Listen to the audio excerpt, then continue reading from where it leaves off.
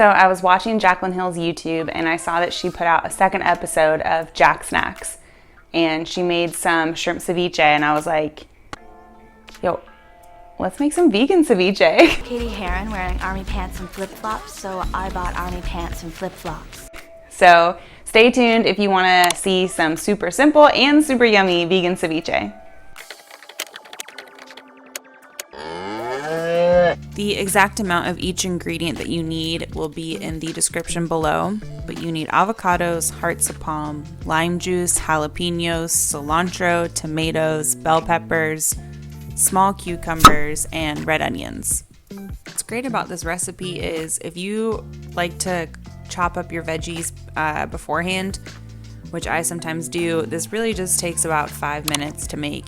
Basically, you throw all of the ingredients into the bowl and then you mix it around, and you can add salt and pepper to taste. I personally think that this recipe tastes better after you let it marinate in the fridge for like a couple hours, just because the lime juice really gets into all of the veggies, especially the hearts of palm, and it really gives it that fresh and refreshing taste. This is the finished product. It's all mixed together and I'm getting hungry just looking at this. Serve along with some tortilla chips and in freaking joy.